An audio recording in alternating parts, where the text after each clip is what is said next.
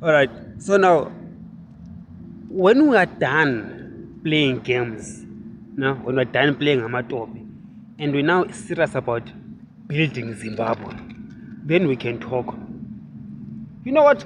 God doesn't mind if you're the richest person in Zimbabwe and you're the one who's benefiting from all the wara. He knows how to bamba indoda in the right place. God knows where to touch the balls of a man until he screams, no matter how rich and powerful he is, until he comes and says, "Yes, Lord, speak, your servant is listening." Don't play with Jehovah. Do not play. You see, needs are not always financial. Some are psychological, some are whatever other color that you can think of. There is a way that God is going to use to bring everybody to the table to build Zimbabwe. Don't play. When we are serious about building Zimbabwe, we come to a place where we say, all political parties belong to the state of Zimbabwe. Now, that doesn't mean dictatorship. That doesn't mean going to kids that are starting a party like, "Hey, you belong to us." No. It means that you bring them within the circumference, within the sphere of influence of the power of the country. What does the power of the country lie? In the military and in the Central Intelligence Organization. So now, these two agencies must lead us as Zimbabweans, not ZANU-PF. As Zimbabweans, they must lead us. First of all, they must reconcile themselves. They must lead us, all of us, bring us together. Whatever political ideology you have, do you know that, let me tell you something, do you know that successful countries can have people that have got diverging political views, but they are still together, they're still under one umbrella, and when we come to attack that country, they will all become united. Have you seen how the United States works? The Democrats and the Republicans, they can argue and shout at each other. But come here and try to attack USA. Oh boy. All of them together, they will vote, all 100 senators, they will vote against Russia. They don't play. They don't play about the integrity of the United States as a nation.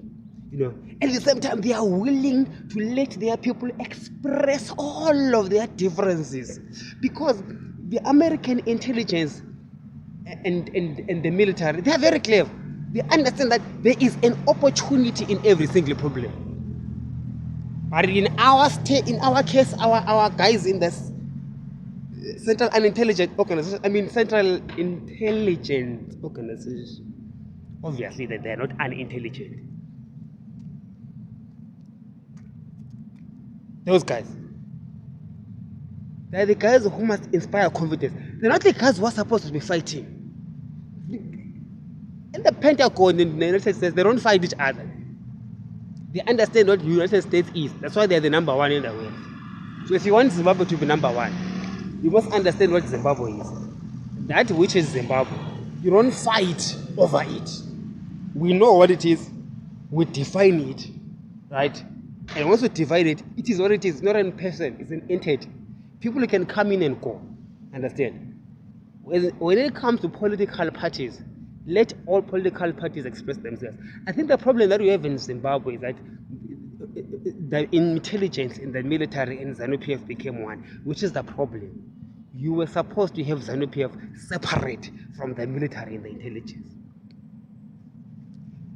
Now, I do not know what in the future ZANU-PF is going to morph into, but let me tell you something, Zimbabweans, you are not going to get rid of ZANU-PF. That is, you're not going to get rid of the people that are in power now or people that are making money now. Even if you have got another guy or even if Chamisa becomes president, those guys, they will have some influence one way or the other. Just like in South Africa, Nelson Mandela became the president. But still, the white people that were making money still have some influence one way or the other.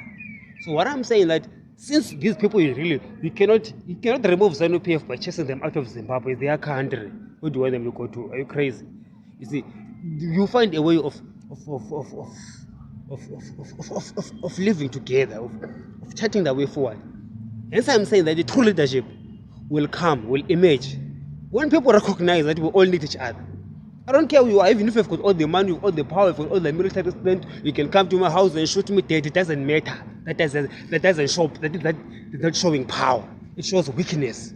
If you've got power, you listen to what I am saying and not say that I'm a foolish thing, whatever, and begin to take that which you can take, and begin to understand that we need you, whoever you are, to transform the nation from the most powerful to the weakest.